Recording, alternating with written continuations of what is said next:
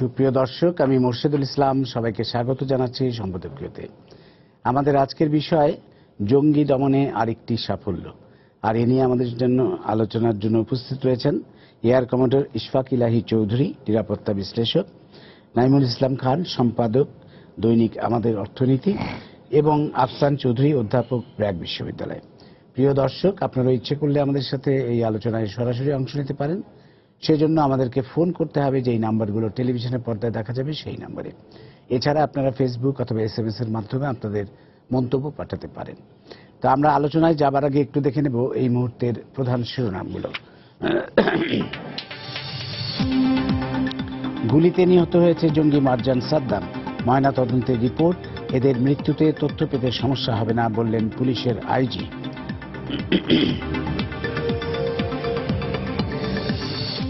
কারাগার থেকে জামিনে মুক্ত অন্তত 150 জঙ্গির পুনরায় সংগঠিত হওয়ার চেষ্টা, খবর গোয়েন্দাদের। মুক্তি পাওয়াদের তথ্য সংগ্রহের নির্দেশ পুলিশ হেডকোয়ার্টারের। নোয়াখালীতে সেনাবাহিনীর শীতকালীন মহড়া পরিদর্শন করলেন প্রধানমন্ত্রী, শত্রুর আক্রমণ ঠেকাতে প্রস্তুত থাকার আহ্বান।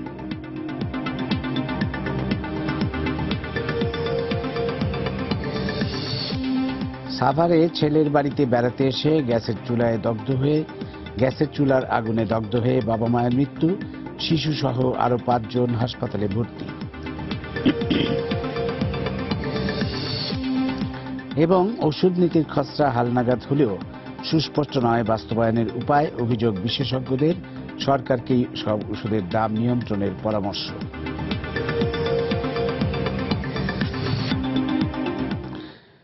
আমরা চলে আসব আমাদের আলোচনায়। আমরা দেখছি যে আমাদের নিরাপত্তা বাহিনী জঙ্গি দমনে যথেষ্ট কিন্তু তৎপরতা পরিচয় দিচ্ছেন, সাফল্য পাচ্ছেন, এবং সাম্প্রতিক যে সাফল্যটি এসছে সেটি হচ্ছে 2 জন চিহ্নিত জঙ্গি, উঁচু পর্যায়ের বলা যায়, একজন হচ্ছে মারজান এবং সাদ্দাম। তারা নিহত হয়েছেন পুলিশের আক্রমণে। এবং মারজানকে বলা হয় যে 1 জুলাই যে হলি আর্টিজান রেস্টুরেন্টে যেই আক্রমণটা হয়েছিল সেটির মূল পরিকল্পনাকারী। আর সাদ্দাম হচ্ছে উত্তরাঞ্চলের বিভিন্ন জঙ্গি তৎপরতায় সে নেতৃত্ব দিয়ে এসছে। বেশ কিছু হত্যা, যেমন জাপানি নাগরিক হোশিও কুনি সহ আরো অনেক হত্যাকাণ্ডে সে নেতৃত্ব দিয়েছে। তো এই 2 জনকে নিহত করার মধ্য দিয়ে পুলিশ কিন্তু একটি বড় সাফল্য পেল। যদিও আমরা আবার একই সাথে আজকের একটি খবর যদি আমরা স্মরণ করি, যে কারাগার থেকে জামিনে মুক্ত অন্তত 150 জঙ্গি পুনরায় সংগঠিত হওয়ার চেষ্টা করছে, এটিও আমাদের উদ্বেগের একটি কারণ হয়ে দাঁড়ায়। সব বিষয়ে আমি প্রথমেই আলোচনা শুরুর আহ্বান জানাবো এয়ার কমোডর ইশফাক ইলাহি চৌধুরী, আপনাকে।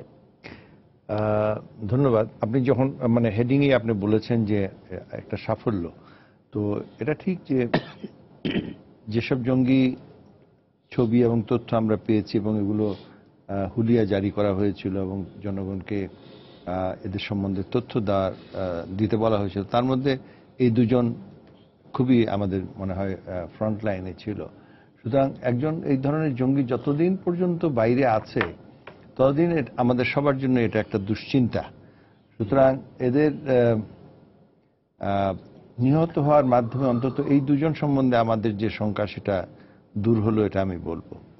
এবং আপনি যেটা বললেন যে নিরাপত্তা রক্ষা বাহিনী তাদের সাফল্যের মধ্যে এটাকে আরেকটা চিহ্নিত করতে পারে যে অন্তত এই 2 জন গত হলো, কিন্তু তার অর্থ কখনোই এটা আমাদের ধারণা করা উচিত নয় যে জঙ্গিবাদ নির্মূল হলো বা জঙ্গিবাদ বাংলাদেশ থেকে বিদায় হলো।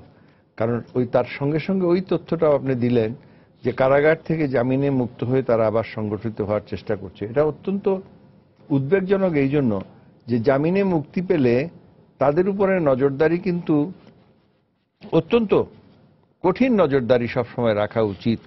এবং তারা কোথায় আছে, তাদের এমনকি তাদের মুভমেন্ট চলাচল, যদিও তারা জামিনে, কিন্তু স্থানীয় থানা পর্যায়ে তাদেরকে একটা নিয়ন্ত্রণ রাখতে হবে, এটা বলেই আমরা জানি। এমনকি সাধারণ অপরাধীও যখন জামিনে মুক্ত হয় তার অর্থ এই নয় যে সে দেশ থেকে চলে যেতে পারে বা যে দেশের যে কোনো জায়গায় লুকিয়ে থাকতে পারে।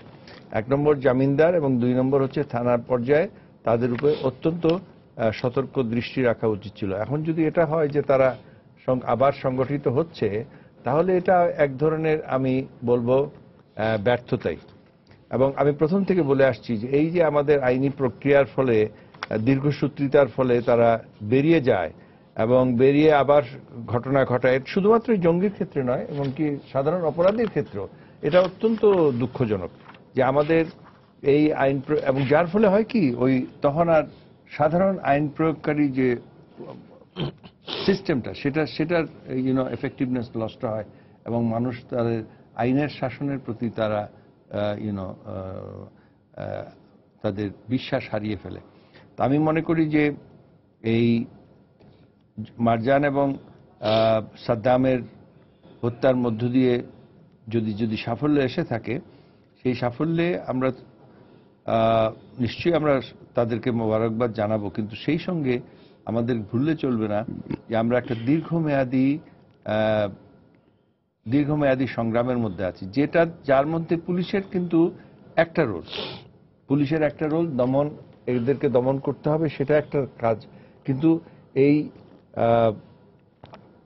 তাদের যে আর জন্ম না হয়, মানে তারা যেন আবার নতুন ভাবে তারা আবার একটা সংগঠনের মাধ্যমে তারা আত্মপ্রকাশ না করে এবং আরো নতুন নতুন রিক্রুট, যেটাকে আমরা বলি, মানে সাধারণ আমাদের তরুণ তরুণীরা যেন এই ভাবাদর্শে মানে আকৃষ্ট না হয়, সেটার ব্যবস্থা করাটা কিন্তু সব থেকে ইম্পর্টেন্ট। তা না হলে আপনি একজন দুইজন শেষ করবেন, কিন্তু আরো অনেক নতুন গজিয়ে যাবে। তো সেক্ষেত্রে আমাদের মনে হয় অনেক বেশি করার আছে, যেটা এখনো করা হয়নি। যে এমনি আমরা কিন্তু দেখছি যে আমাদের জনগণ যথেষ্ট সতর্ক এবং যথেষ্ট এ ব্যাপারে আন্তরিক।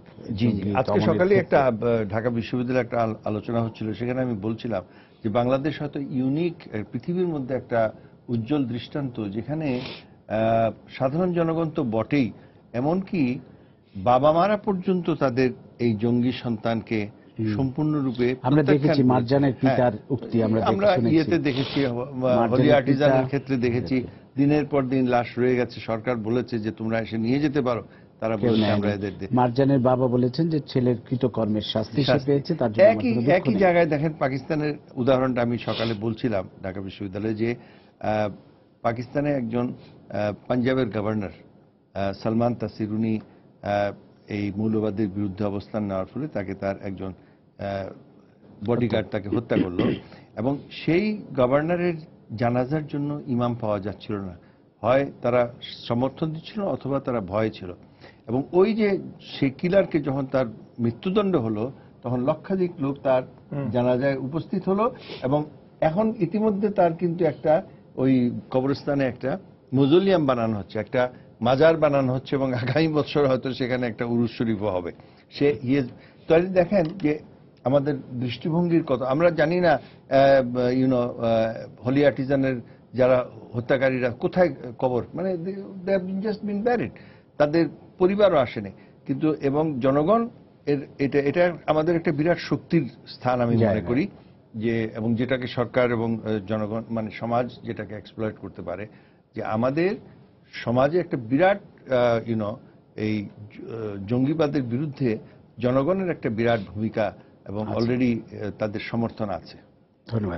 ধন্যবাদ। আমি এবার নাইমুল ইসলাম খান আপনার কাছে যাব, আপনি কি বলবেন এই ব্যাপারে?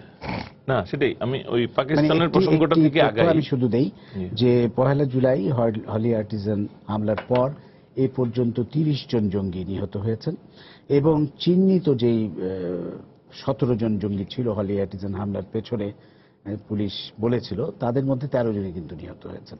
জি, সোজা কথায় আমাদের মানে পুলিশ এবং অন্যান্য সংশ্লিষ্ট যারা সকলেই যার যার মতো করে ভূমিকা রাখছে। আমরা একভাবে ল এনফোর্সারদের ভূমিকার একটা সাফল্য দেখতে পাচ্ছি, এটা তো এলাহি ভাই বলেছেন। আমি পাকিস্তানের ওই প্রসঙ্গটাতে আসি। দেখেন, ৪৭ সালে ভারত বিভক্তির পর আজকে এই যে পাকিস্তান এবং বাংলাদেশের যে পার্থক্য, আমরা বলি যে ভাষা আন্দোলন, কিন্তু আসলে ব্যাপারটা শুধু ভাষা না, আসলে আমরা পৃথকই ছিলাম, সর্ব অর্থেই পৃথক ছিলাম, বা অধিকাংশ অর্থেই আমরা আমাদের মধ্যে পার্থক্যই ছিল, এটা ম্যাচ ছিল না। যার ফলে নানান বিষয়ে এটা ধরা পড়েছে খুব দ্রুত, এটা খুব সময় লাগে না এই 47-70। এখন আমরা তো মানে বলি যে থ্যাঙ্কস গড যে আমরা আজকে we are not part of Pakistan. নইলে তো আমাদের ধারণা, আমার ধারণা বা আশঙ্কা যে পাকিস্তান এই সমস্ত কিছু বাংলাদেশে করাতো, সম্ভবত পাকিস্তানকে তারা নিরাপদ রাখতো, এবং যেভাবেই হোক বাংলাদেশে উগ্র ধর্মীয় কর্মকাণ্ডগুলিকে ধীরে ধীরে ধীরে ধীরে প্যাট্রোনাইজ করার চেষ্টা করতো, যদি রাষ্ট্র হিসেবে পাকিস্তান টিকে থাকতো সেই প্ল্যাটফর্মে, সেটার অবশ্য সুযোগ ছিল না। সুতরাং এটা আমরা মানে সক্রিয় জানাই আর কি আল্লাহর দরবারে যে we are not part of Pakistan in any way. এখন জঙ্গি দমনের সাফল্যের ব্যাপারটা খুবই বিপজ্জনক। এই সাফল্যের আলোচনাও কমপ্লেসেন্সের মানে ইয়ে করে, উৎসাহিত করে, যেটা খুব বিপজ্জনক হইতে পারে। আমরা আসলে বলতেই হবে সারাক্ষণ যে আমরা এই লক্ষ্যটা অর্জন করেছি। দেখেন গতকাল যে আমেরিকার এই হলিউড ইন্টারন্যাশনাল এয়ারপোর্টে যে ঘটনাটা ঘটলো, হি ওয়াজ নট এ মুসলিম, কিন্তু তার মাথার মধ্যে নাকি সে সবসময় মেসেজ পায় যে আইএসএ যোগ দিতে হবে, আইএস এর ভিডিও দেখো। একজন নন মুসলিমের মাথায়ও যদি এই জিনিসটা হয়, এবং সে সম্পূর্ণ লিগ্যাল প্রসেসে অস্ত্র ক্যারি করে, গোপন করে নাই, কিচ্ছু না, সে মানুষকে মেরে আবার নিজে শুয়ে, হি ওয়াজ ওয়েটিং টু সারেন্ডার। তখন কিন্তু সারেন্ডার করার জন্য কেউ আসে নাই, কেউ তাকে দমন করতেও আসে নাই, বাট তার একেবারে নির্ধারিত মনে হয় দায়িত্ব পালন করে গেছে। এখন তার মানসিক স্বাস্থ্য নিয়ে পরীক্ষা নিরীক্ষা হবে, তাকে মানে রিগোরাস ইন্টারভিউ এবং অন্যান্য খোঁজখবর নেওয়া চলছে। আমি এই কথাটা বললাম যে জঙ্গিবাদ বা সন্ত্রাস কিভাবে কখন কাজ করবে, আমাদের কিন্তু ঐতিহ্য আছে। এটা ওই দিন আফসান ভাইয়ের সাথে আরেক জায়গায় কথা হয়েছে, আফসান ভাই আরো ভালো বলতে পারে বিষয়টা, যে আমরা তো এই যে নকশালীদের তথাকথিত সন্ত্রাস দেখেছি। সুতরাং এইটা আজকে ধর্মের নামে হচ্ছে, আরেকদিন মানে মানে প্রলেতারিয়েতের মুক্তির জন্য হয়েছিল, আগামীতে আবার আরেকটা ছুতানাতায়। আমেরিকার নিজস্ব প্রবলেম দেখেন, তাদের ওখানে সন্ত্রাসবাদে যতটুকু মারা যাচ্ছে তার চাইতে বেশি ক্ষতিগ্রস্ত হচ্ছে কিন্তু তাদের গান পলিসির জন্য। তো এখন মানে আমার কথা হচ্ছে যে আমরা যে কোন পলিসিতে, মানে আমরা if we are to focus about ধর্মীয় উগ্র মৌলবাদী জঙ্গিবাদ, then we may make a greater mistake, যে সন্ত্রাসবাদ তখন রূপও তো বদলাতে পারে। এবং এগুলি তখন হয় কি, দেখেন বাংলা ভাইয়ের উত্থানের একটা দিক কিন্তু সবসময় আলোচনা করে, বাংলা ভাইয়ের উত্থানের পিছনে ছিল কিন্তু ওই বাম নকশালী সন্ত্রাসীদের চরমপন্থার দমনের চেষ্টা। তো তখন তো তারা নিশ্চয়ই মনে করতো যে বাংলা ভাই was doing a good job, তাদেরকে তো উৎসাহিত করা হয়েছে, বাংলাদেশকে ব্যবহার করা হচ্ছিল সন্ত্রাসী পেটাতে, ওই সন্ত্রাসী দমনে। কিন্তু আরেকটা নতুন সন্ত্রাসবাদের জন্য হলো। তো আমাদের এখানেও আমরা যেমন এই মৌলবাদী ধর্মীয় জঙ্গি মানে সন্ত্রাসীদের ব্যাপারে সতর্ক থাকবো, কিন্তু আমার মাঝে মাঝে মনে হয় এবং আমরা দেখিও যে এই সন্ত্রাসবাদী যারা করে তাদের অনেকে কিন্তু ধর্ম পালন করে না, ওইভাবে ধর্মের প্রতি তার কোনো বিশেষ আগ্রহ এবং পালনের প্রচেষ্টা আছে সেটাও দেখা যায় না। তো এই মানুষগুলি তো, এই ধরনের কোন মানুষ কোন সময় অন্য যে কোনো লেবাসেই এই সন্ত্রাসী ব্যাপারটা করবে। সুতরাং আমাদের এই যে রাজনীতির মধ্যে একটা ব্যাপক অর্থে সহিংসতা বিরোধী রাজনীতি সংস্কৃতি গড়ে তোলার জন্য আমাদেরকে কাজ করতে হবে, একদম স্টার্টিং ফ্রম চাইল্ডহুড, যে আমাদের ছেলে মেয়েরা কিভাবে সময় কাটাবে, কিভাবে মানে খেলবে, কিভাবে কি সাংস্কৃতিক কর্মকাণ্ড করবে। মানে আমার কথাটা হচ্ছে একটা জাতি গঠনের জন্য যত রকম চিন্তা ভাবনা করতে হয়, ওটার মধ্যে এই সহিংসতা, আমরা যদি মানুষকে সহিংসতার মুক্ত রাখতে পারি তাহলে তো সন্ত্রাসবাদের প্রশ্নই আসবে না। তো আমাদের রাজনীতি, আমাদের চোখে দেখা, আমাদের সংস্কৃতি, আমার টেলিভিশনের প্রোগ্রাম, ইচ অ্যান্ড এভরিথিং কোনোটা আলাদা না। আপনি চিন্তা করেন যে অস্ত্র বানানোর চেষ্টা, এই প্রি আইএস যুগে এই যে তারা যে ইয়ে করলো, মানে 9/11-এর যে ঘটনাটা, এদের অনেকে তো লিগালি এসব প্রশিক্ষণ নিয়েছে। কিভাবে কি অস্ত্র বানানো যায় এগুলি তো সিনেমা দেখেও শেখা গেছে তখন, এরকম অবস্থা। সো আমরা তো আসলে কি করে, কি আলোচনা করে, কি চেষ্টা করে সমাজের মধ্যে কোথায় বৈষম্য তৈরি করছি। আমি এইখানে আসার আগে CNN এর একটা অনুষ্ঠান দেখে আসলাম, এটা 17 বছর ব্যাপী, 2017 ব্যাপী সে করবে, যে তারা বলে যে বাবলের মধ্যে, যে আমরা আসলে যতই বলি যে আমরা আলোচনা করি, বহু মতের সমাবেশ করি টকশোতে, কিন্তু আপনি আমি যদি অঙ্ক করে দেখেন এটার মধ্যে একটা আমরা ব্যাপার আছে। এটা আসলে ওই বৃহত্তর মানুষের ভয়েস আসে না। এটা CNN এখন স্বীকার করার চেষ্টা করতেছে, তারা স্বীকার করে আবার করে না ধরনের, যে আমরা অনেক তাদের লিস্টে নাকি লক্ষ লক্ষ লোক, যাদেরকে তারা আইদার ফোনে যুক্ত করে বা মতামত চায় বা স্টুডিওতে আনে, পৃথিবীর বিভিন্ন দেশের স্টুডিওগুলিতে কত মানুষ আনে, হুইচ ইজ ট্রু, লক্ষ। কিন্তু একজন বলতেছে এই যে লক্ষ লক্ষ বলতেছো, এটাও আমরা মানে এটা লক্ষ লক্ষের বাইরে আরো কিছু আছে। তো আমি শুধু এটুকু বলতে চাচ্ছি, এই কমপ্লেসেন্সের সুযোগ নাই। এই সাফল্যের জন্য আমি যখন তাদেরকে অভিনন্দন জানাবো, একেবারে দাড়ি না দিয়ে, এটা সাধারণ কমা দিয়ে বা সেমিকলন দিয়েই বলতে হবে যে তবে কমপ্লেসেন্সের কোনো সুযোগ নাই, এটা কোনো না কোনো ভাবে আসবে। আমি এইটুকু বলে শেষ করতে চাই, আমি ওই দিন পুলিশের কয়েকজন কর্তা ব্যক্তিকে একটা অনুষ্ঠানে আমি বলছিলাম যে আমার হঠাৎ করে মনে হয় আমরা একটু ইয়ে হয়ে গেলাম, কোনো মানে সহিংসতা থাকবে না, হবে না। ধরেন টেলিভিশনগুলিতে ঢোকার সময় বেশ সতর্কতার ব্যাপার ছিল, এখন সবাই শিথিল হয়ে গেছে। কি তার মানে কি আর কিছু হবে না? আমি বললাম কেন শিথিল করে ফেলতে হবে? মানে এটা এমন কিছু না তো, একজন মানুষ ঢোকার সময় সতর্কতা। দেখেন আমি CNN এই আলোচনাগুলি শুনে আসছি, বিবিসিতেও দেখলাম এই আলোচনা, যে এয়ারপোর্টের লাগেজ এরিয়া যেটা, এই জায়গাটাতে তো আসলে একটু রিল্যাক্স থাকে, যে কোনো মানুষ ঢুকতে পারে। বলতেছে যে বাকি সবটা এয়ারপোর্টে এত সতর্কতা, কম্পেয়ার মানে আপনি যদি কম্পেয়ার করেন, এটা it is an open space well within the airport. অবশ্যই এখানে স্যার আছেন এয়ারফোর্সের, he should be able to মানে গিভ মোর আইডিয়াস। কিন্তু এটা কিন্তু একটা নতুন প্রশ্ন দেখা দিচ্ছে, বলে এটা তো ভাই এয়ারপোর্টের ভিতরের জিনিস। এখানে এখন সে আলাস্কা থেকে ফ্লাই করে হলিউডের এয়ারপোর্টে ঢুইকা সে একদম লাইসেন্স করা অস্ত্র বৈধভাবে ডিক্লেয়ার কইরা আইনা বাইর করলো, বাথরুমে গিয়ে আবার ম্যাগাজিনে ঢুকাইলো, আইসা উইদিন অনলি 45 সেকেন্ড 5 জনরে মারছে, 8 জনরে আহত করছে, 30-35 জন নিজেরা ব্যথা পাইছে, এবং সে নিজেও শুয়ে গেছে waiting for someone to come and take into custody. Arrest তো করে না, কাস্টডিতে নিয়ে নিছে, বাট সেট দেন ওভার। তো এটা কি ধরনের মানসিক অসুস্থ, মানে ও কিরকম মানসিক অসুস্থ এটাও তো বুঝি না। ধন্যবাদ। আমি একটু অধ্যাপক আফসান চৌধুরী আপনার কাছে আসবো। ধন্যবাদ। পুলিশ তো সাধুবাদ যোগ্য, এটা তো আমরা দেখতে পাচ্ছি। হোলি আর্টিজানের আগের যে পুলিশ আর হোলি আর্টিজানের পরের যে পুলিশ, এটা এক পুলিশ না মনে হয়। অর্থাৎ এর আগে যতজন মানুষ হত্যা হচ্ছে পুলিশ কোনো নড়েনি চড়েনি। আমার মনে হয়েছে যে যারা মারা যাচ্ছিল তারা সমাজে খুব একটা গণ্যমান্য মানুষ না। গণ্যমান্য মানুষের হাতে আঘাত পেয়েছে প্রথম হোলি আর্টিজানের সময়, বাকিরা আমজনতা মরলে পুলিশে অত নড়াচড়া করে না।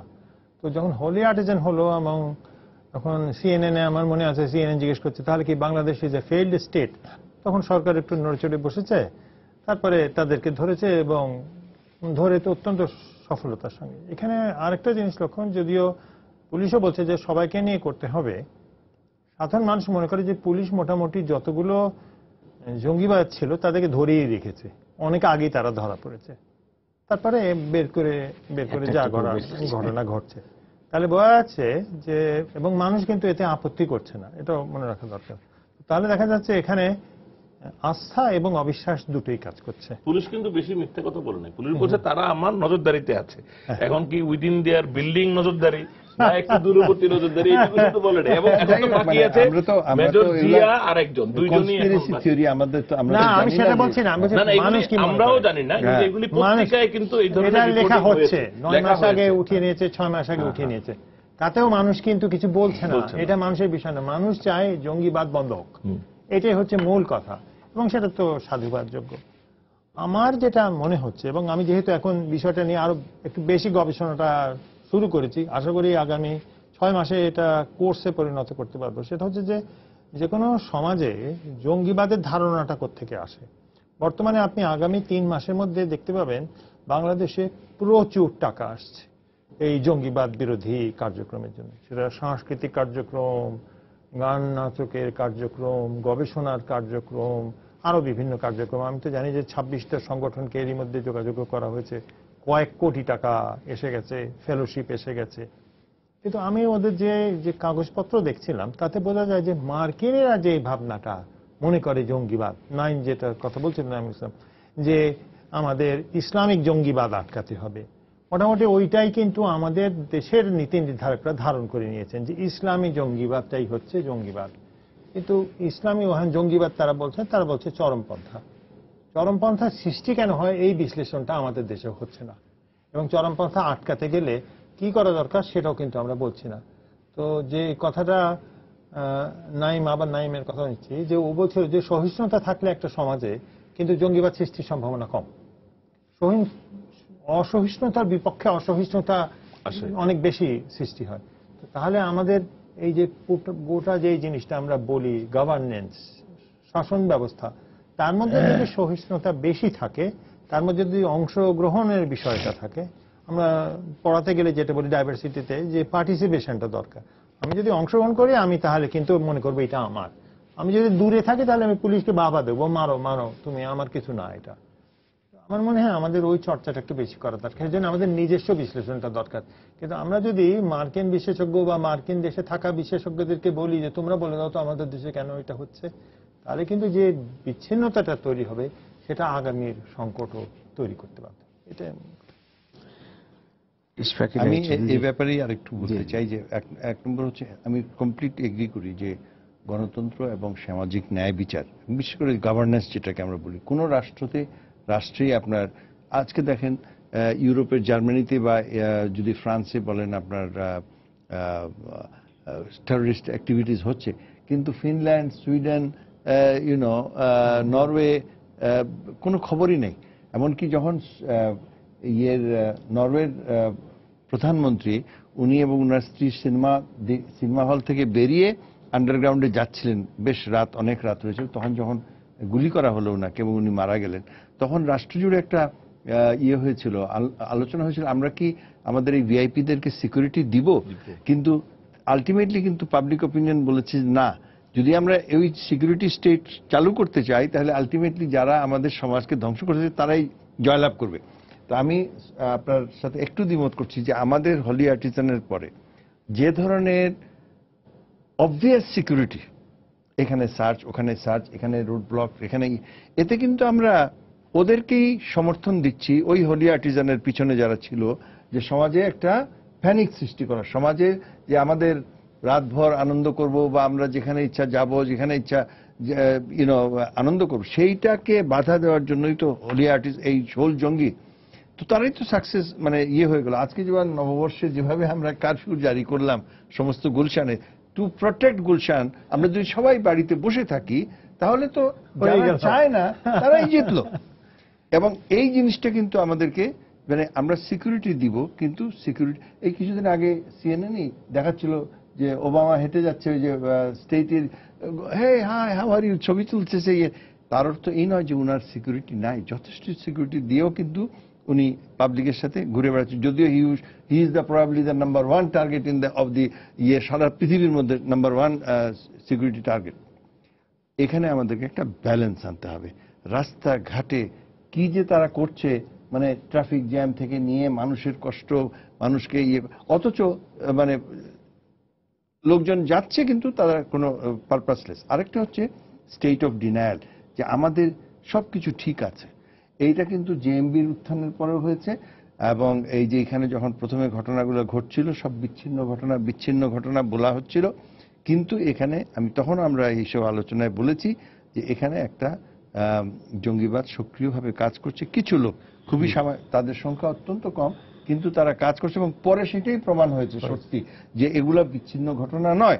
কিন্তু এখন আমাদেরকে ওই স্টেট অফ ডিনায়াল থেকে শুধুমাত্র বাংলাদেশে না, সারা পৃথিবী জুড়ে, এবং আমি বলবো মুসলিম বিশ্বেও একটা স্টেট অফ ডিনায়াল আছে, যে ইন দ্য সেন্স দ্যাট ইসলাম শান্তির ধর্ম, সুতরাং এখানে এরা মুসলমান নয়। এই কথা বলে কিন্তু ভার পাওয়া যাবে না, কারণ এই ইসলামেরই কিছু উদ্ধৃতি যেগুলো আমরা বলছি ভুল, তারা মনে করছে এটা সত্যি এবং সেটা তারা করছে এবং তারা সেভাবে দীক্ষিত করছে আপনার আমার সন্তানদেরকে।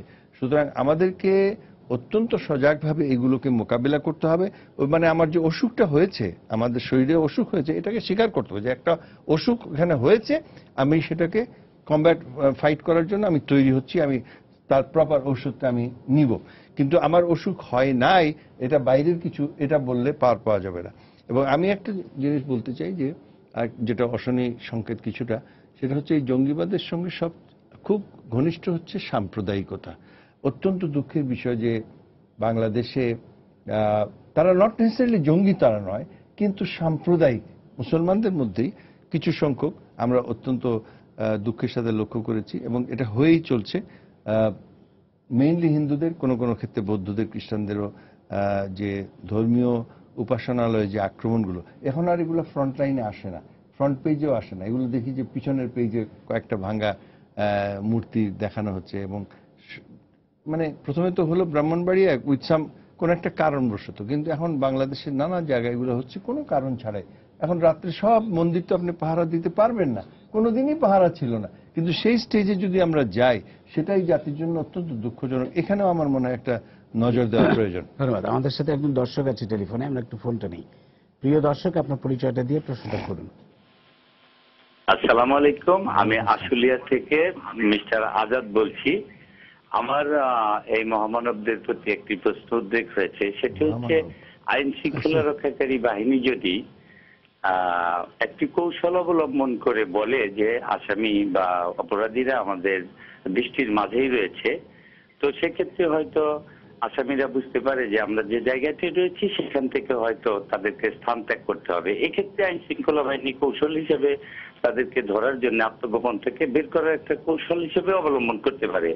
সেক্ষেত্রে যদি মিডিয়া ব্যক্তিত্ব বা জনগণ মনে করে যে আইন শৃঙ্খলা রক্ষাকারী বাহিনী তাদেরকে যেহেতু দৃষ্টিতে রেখেছে, কেন ধরছে না, এটি তো আইন শৃঙ্খলা রক্ষা বাহিনীর একটি কৌশলও হতে পারে, তো সেটা আলোচনা করা কি অধিক প্রয়োজন? না, বাট আমি মনে করি যে এটা মানে এই বক্তব্যগুলো আসলে কিছুটা ধূম্রজালের সৃষ্টি করে।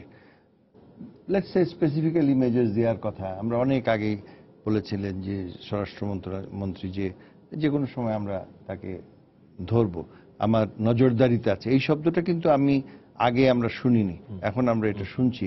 এবং এতে উনি যেটা বললেন যে এটা যদি ট্যাকটিক্স হিসাবে ইউজ হয়ে থাকে তাহলে জানি না কতটুকু এফেক্টিভ হবে, কারণ তাহলে তারা বুঝবে যে আমি যেখানে আছি সেখানে তারা জানে আমরা সরে যাই বা ওঠে।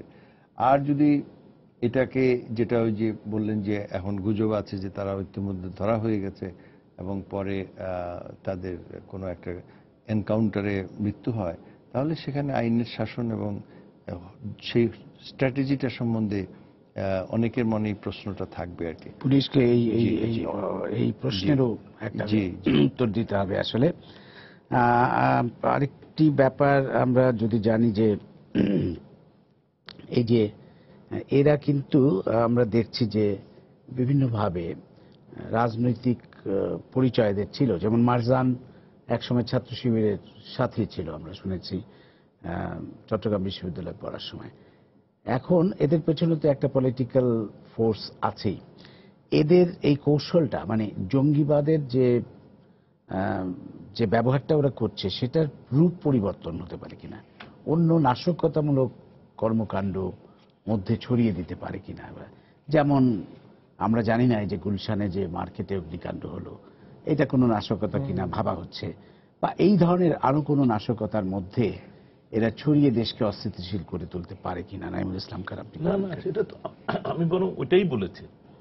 আমি এটা বলতে পারবো না যে এইভাবে এইটা এক্স্যাক্টলি করবে, কিন্তু কথা হচ্ছে যাদের মাথায় রাজনৈতিক বা অন্য ধর্মীয় বা যে কোনো কারণেই হোক সহিংসতা তো ধরেন আগে তারা বলেছে কল্লা কাটবে, পরে দেখছে যে কল্লা কাটা যাবে না, বলছে যে গাড়ি উঠায় দাও, গাড়ি উঠায় দাও। হ্যাঁ, এখন আমার কথাটা হচ্ছে আমরা কোনোটাই তো মানে এটা তো আনবিলিভেবল।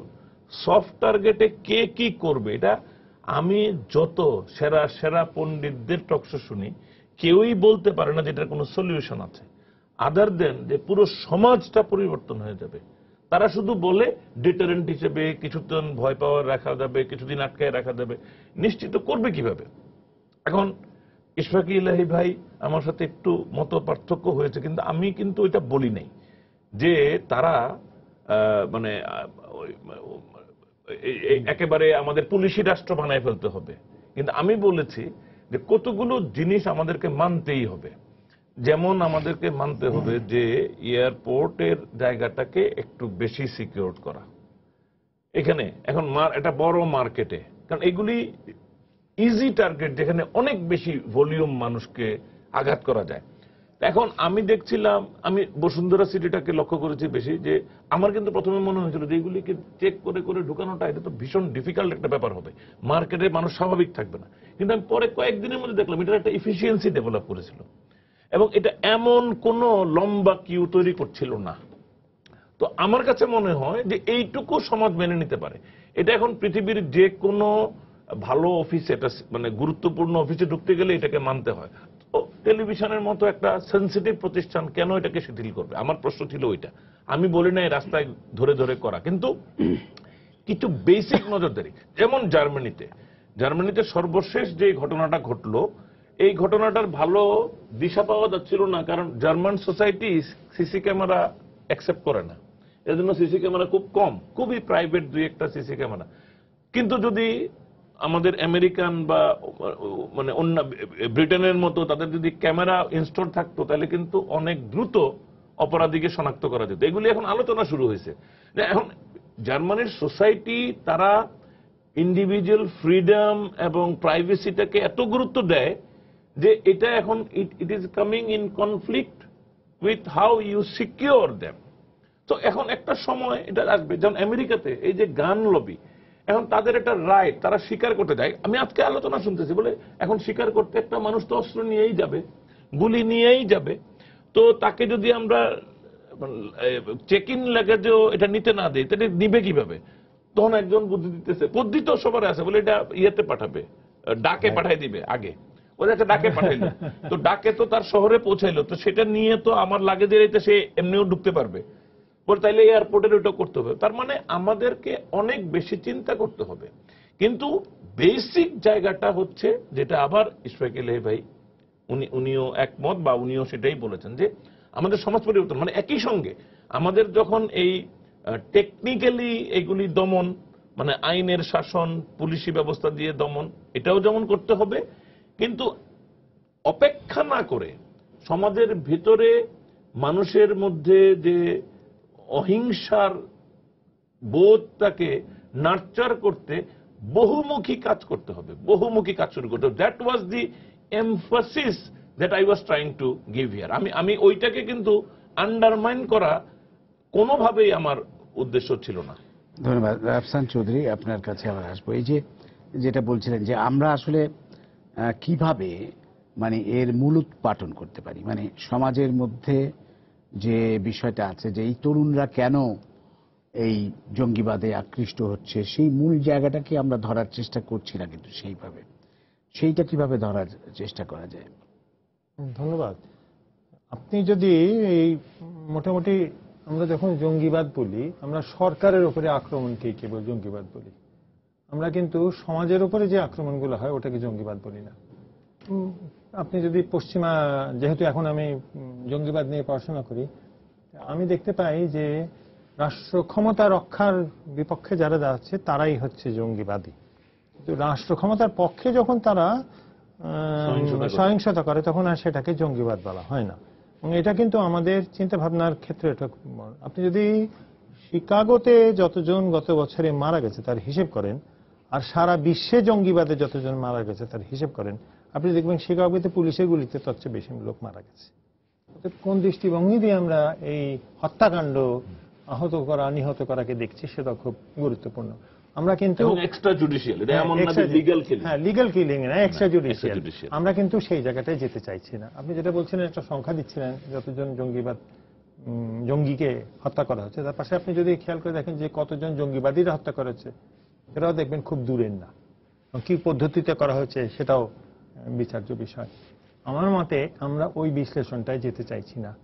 মার্কিন যুক্তরাষ্ট্রে গতকাল যাকে ধরা হয়েছে, আমি কালকে 3টা পর্যন্ত জাস্ট কিছুই জানার জন্য আমি জেগেছিলাম কম্পিউটারে, সেই লোক ইরাক যুদ্ধে গিয়ে তার মানসিক ভারসাম্য নষ্ট হয়েছে। তো আপনি যদি জঙ্গিবাদের ইতিহাস দেন, সাম্প্রতিককালের ইসলামী জঙ্গিবাদের ইতিহাসটা দেখেন, তাহলে শুরু হয়েছে সেটা আফগান যুদ্ধ থেকে। সে আফগান যুদ্ধে তৈরি করেছে, সোভিয়েত ইউনিয়ন দখল করেছে, তার বিপক্ষে গেছে মার্কিন যুক্তরাষ্ট্র। তো তাহলে আমরা যেটাকে বলি কজাল লেয়ার অ্যানালিসিস, বিশ্লেষণের জন্য যে মূল কোন কারণ, মূল কারণ তো হচ্ছে অন্য জায়গায়। মূল কারণ তো একটা অশিক্ষিত মানুষ চিন্তা করলো যে আচ্ছা আমি ইসলামের জন্য বোমা মেরে উড়িয়ে দেবো, এইটা তো তার একেবারে শেষ কারণ। মূলটা হচ্ছে রাজনীতি। আপনার রাজনীতি যদি সহিংস হয়, আপনি কিন্তু বিভিন্ন ধরনের এর প্রকাশটা করবেন। দ্বিতীয়ত হচ্ছে বড় ধরনের রাজনীতি আর ছোট ধরনের সহিংসতা। বড় ধরনের সহিংসতার ভিত্তি জাতীয়তাবাদী চরমপন্থা। আপনি বাংলাদেশের ক্ষেত্রেও বলেন, পৃথিবীর যে কোনো জায়গায় ক্ষেত্রে বলেন, আমাকে কেউ এসে একটু বলুক যে চরম জাতীয়তাবাদের বাইরে কোনো জায়গায় জঙ্গিবাদ সৃষ্টি হয়। সাময়িক কিছু দিনের জন্য হয়, আমাদের দেশেও সেটা হচ্ছে, কিন্তু ভিত্তি নাই। আমি এই জন্য বলছি যে মানুষ একেবারেই জঙ্গিবাদ বিরোধী। ইশফাক ইলাহি ভাইয়ের সঙ্গে আমি একটা দ্বিমত করছি, সাম্প্রদায়িক মানুষ বাংলাদেশে খুব কম। আমাদের দেশে আমি 7টা এই পর্যন্ত সাম্প্রদায়িকতার স্থানে গিয়ে অনুসন্ধান চালিয়েছি, প্রত্যেকটা করেছে স্থানীয় ক্ষমতাবান মানুষ, এবং প্রত্যেকটার ক্ষেত্রে রাজনৈতিক দলে না থাকলে, রাজনীতির প্রভাব না থাকলে এগুলো করা যায় না। মানুষ সাম্প্রদায়িক হলেও গিয়ে মূর্তি ভাঙে না, পরে গালি টালি দেয়। এমনিতে অশিক্ষিত মানুষ এত সহিংস হয় না, তার তো রুজির বিষয় আছে, পেটের বিষয় আছে। এরকম একটা শান্তিপূর্ণ দেশে আপনি যদি ক্ষমতাবানকে যদি না রাশ টানতে পারেন, আপনি জঙ্গিবাদকেও রাশ টানতে পারবেন না। আপনি কিছু যোগ করবেন? না, ক্ষমতার রাজনীতি তো বটেই, কিন্তু এই সাম্প্রদায়িকতার ক্ষেত্রে কিছুটা ধর্মীয় উগ্রবাদ এর উর্বর গ্রাউন্ড কিন্তু বাংলাদেশে যথেষ্ট আছে। এটা আপনার ব্রিটিশ সময় থেকেও আছে, পাকিস্তানি সময় এটা নার্চার হয়েছে, বাংলাদেশে এখন যথেষ্ট হচ্ছে। গ্রামে গঞ্জে এই মুহূর্তে আমি এই যে শীতকালে যখন আপনার ওয়াজ শুনো, আমি গত 16ই ডিসেম্বরে কুমিল্লায় ছিলাম একটা গ্রামে, এবং অ্যাকচুয়ালি ক্যান্টনমেন্টে ছিলাম, কিন্তু আমি পাশে একটা ওয়াজ হচ্ছে, ক্যান্টনমেন্টের সাথেই গ্রামটা, উপশহর বলা যায়, এবং সেখানে ওয়াজ হচ্ছে, এবং যথেষ্টভাবে তারা ওই হুজুর আর কি হিন্দুদের, বিশেষ করে হিন্দুদের আক্রমণ করছেন, তাদের বিভিন্ন ইয়েকে, মানে উনি কিন্তু সাম্প্রদায়িকতা হিসেবে করছেন না, উনি ইসলাম ধর্মের মাহাত্ম্য বলতে গিয়ে কিন্তু অন্যদের উস্কায় দিচ্ছেন। এবং আমি শুনছিলাম, এবং যে মাইকটা কিন্তু এসে ক্যান্টনমেন্টের ভিতরেও আসছিল, এবং খুব দুঃখ পাচ্ছিলাম যে এই ধরনের ঘটনা, এবং এটা হয়তো অহরহ হচ্ছে, আরো অনেক কিছু হচ্ছে। তো আমি মনে করি যে এই উর্বর জায়গাটা আমাদের সরকারের একটু দৃষ্টি দেওয়া উচিত। আর রাজনৈতিক সেটা তো আমরা ব্রাহ্মণবাড়িয়াতে দেখেছি বারবার যখন ঘটেছে, এর পিছনে রাজনৈতিক উস্কানি ছিল। আমি মনে করি যে এমনকি 47 সালে যখন কলকাতায় 46 বা ইভেন 47 নোয়াখালীতে হয়েছে, সব কিছুর পিছনে রাজনীতি ছিল। সাধারণ জনগণ হয়তো এগুলো কখনোই এগুলোর পিছনে থাকবে না, তবে রাজনৈতিক উদ্দেশ্য বাংলাদেশে ব্যবহার হয়েছে। জেএমবি কে বলুন, আপনার আনসারুল্লাহ বাংলা টিম বলুন, বা সর্বশেষ এটা বলুন, এবং আইসিসির পিছনে যে রাজনীতি, সেটা তো আমাদের ট্রাম্প নিজেই এখন একিউজ করছেন হিলারিকে যে তুমি তোমার জন্য। তো তারাও কিন্তু ওই ফ্র্যাঙ্কেনস্টাইনকে যে গড়ে উঠবে এটা ভাবে নাই, আসাদকে হটাতে হবে, এবং আসাদকে হটানোর জন্য যা কিছু করা দরকার আমরা তাই করব। এবং সেই অস্ত্রগুলো আমরা দিয়েছিলাম ফ্রি সিরিয়ান আর্মি, যেটা বলেছে আমরা পশ্চিমা গণতন্ত্র আনবো, সেই অস্ত্র তারা পাস করে দিয়েছে আইএস এর কাছে, এবং সর্বশেষ আধুনিক অস্ত্র নিয়ে আইএস নেমেছে। আবার এখন দেখেন আবার সেই আইএস কে বম্বিং করছে American air force, German air force, French air force and Turkish. তো এই যে বিশ্বজুড়ে সবকিছুর পিছনেও কিন্তু একটা রাজনীতি আছে এবং রাজনীতির দাবা খেলায় আমরা পড়ছি। তবে ধর্মীয় উন্মাদনার ক্ষেত্রেও কিন্তু ওই যে আমি যেটা বলছিলাম যে আমরা স্টেট অফ ডিনায়াল থাকলে হবে না। আপনি যদি দেখেন আমাদের ইতিহাস, সেই রাসূলুল্লাহর ওফাতের 30-35 বছর পর থেকে আপনি তো ইতিহাসের ভালোই জানেন যে যে বিভাজন এবং যে বিশেষ করে যে উগ্রবাদের যেটাকে আমরা খারেজি বলি, যে আমরা রিজেকশনিস্ট, এভরিথিং রিজেক্ট এবং সেই তারপরে আমরা জানি যে অ্যাসাসিন এর উত্থান এই সিরিয়া থেকেই হয়েছিল। হাসান সাবা, সিরিয়া, ইরাক, ইয়েতে কত হত্যাকাণ্ড হয়েছে এবং সব ইংরেজিতে অ্যাসাসিনেশন শব্দটাই এসে গেছে ওই হাসাসিন থেকে। তো আমরা মনে করি যে এটা দীর্ঘমেয়াদী একটা ইয়ের মধ্যে আছি, সংগ্রামে আছি, যেখানে ওই সবকিছুই শিক্ষা, সমাজ, পরিবার এবং রাজনীতি সবকিছু মিলিয়েই আমাদেরকে এটা মোকাবেলা করতে হবে। ধন্যবাদ। আমাদের আর খুবই অল্প সময় আছে। নাইমুল ইসলাম খান, আমি আপনাকে দেবো 1.5 মিনিট। হ্যাঁ, 1.5 মিনিট লাগবে না। এই যে ডিনায়ালের ব্যাপারটা, কিন্তু এই ডিনায়ালের এই যে স্টেট অফ ডিনায়ালটা কেবলমাত্র ওই আমরা ধর্মীয় উগ্রবাদীদের ব্যাপারে ডিনায়াল থেকে মুক্ত হব এটা না, আসলে সামগ্রিক এখানে ওপেন মাইন্ড দরকার। মানে আমাকে একটু মন খুলে সরল ভাবে না করে, এবং এমন আমি তো আসলে রাজনীতির জন্য হয় এটা বললেও রাজনীতির প্রতি অপমান হয়। আমার তো মনে হয় ক্ষমতা অ্যাকচুয়ালি কিন্তু রাজনীতি না, পুরো রাজনীতিটা কিন্তু কলুষিত না। আমার এটা বলতে কোনটা হয়, এটা অন্যায় হবে, আনফেয়ার হবে। শুধুমাত্র ক্ষমতা, এটা আন্তর্জাতিক পরিসরেই বলে আর আমাদের জাতীয় পরিসরেই বলে। সুতরাং এই ক্ষমতার জন্য মানুষ হেন কাজ নাই করে না, সেটা যাকে যখন ব্যবহার করা। এই যে আপনার সাথে আমি একমত, ওয়াজের মধ্যে কিছু মানুষ উদ্বুদ্ধ হয়, আনন্দিত হয়, আসলে মূলত আনন্দিত হয়। টু বি ভেরি অনেস্ট, আপনি যদি ওয়াজটা খেয়াল করেন, এটা একটা এন্টারটেনমেন্ট, এটা কিন্তু মানুষ শিক্ষা হিসেবে নেয় না। ওইখান থেকে বাইর হইয়াই হিন্দুর বাড়িতে গিয়ে আড্ডাও দেয় না। আপনি দেখেন, আপনি যদি ফলো করেন দেখবেন। কিন্তু এই ওয়াজের এফেক্ট হয়ে যাবে যখন রাজনীতি ক্ষমতার কোনো কারণে ঝামেলা, তখন ওইটাকে রেফার করে সে তাদেরকে উদ্বুদ্ধ করে। You are right. সুতরাং এখন আপনি যদি আবার এই ওয়াজের বিরুদ্ধে যান, এটা আবার এখন আবার নতুন সমস্যা তৈরি করবে। কিন্তু তখন আবার মানুষ বলবে যে আমার তো এন্টারটেনমেন্ট গেল কই। তখন আপনি ওয়াজ উঠাইয়া ওখানে পাঠাবেন ইন্ডিয়ার নাচ, তখন আবার আরেক মানে it is a very difficult word. ধন্যবাদ। ডিনায়ালের জায়গাটা থেকে সম্পূর্ণ আমাদের মুক্ত হইতে হবে। ধন্যবাদ। আমাদের সময় শেষ। আপনাদের তিনজনকেই অসংখ্য ধন্যবাদ একটি চমৎকার আলোচনার জন্য। আমরা আশা করব আমাদের নিরাপত্তা বাহিনী, আমাদের সমাজ, আমাদের জনগণ সবার সম্মিলিত প্রচেষ্টায় আমরা এই জঙ্গিবাদ অবশ্যই দমন করতে পারব। সবাইকে ধন্যবাদ, শুভেচ্ছা। প্রিয় দর্শক, আগামীকাল আবারও দেখা হবে রাত 10টায়। দেখার আমন্ত্রণ রইল। শুভরাত্রি।